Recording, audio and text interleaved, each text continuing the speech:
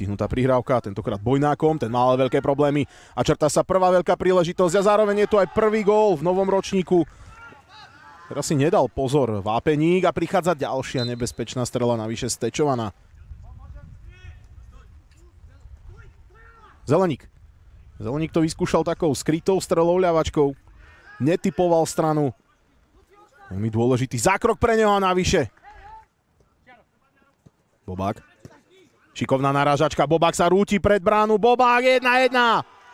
1-1. Počuli sme od Matúša Kocuna, že navyše nebudeme hrať ani 1 minútu, ale De Souza Alves. Ale majú Engerau, výborná práca Šafárika. Šafáriková prihrávka, Gála, veľká šanca. No, toto faul nebol. Bude tu Zeleník. Zeleník to vyskúšal po zemi. Jendrol výborne. 30. Priamo na bránu to vyskúšal kapitán Engerau Boys Kolcún. No a je to 2-1. Vápeník, nie je to gól.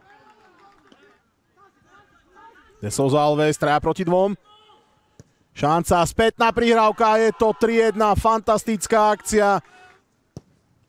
Nepríjemná strela, vlastný gól s číslom 20. Šikovná individuálna práca Jaroslava Bobáka, prihrávka do ľavej strany a gól 2-4. Jendrol inkasoval pomerne lacný gól.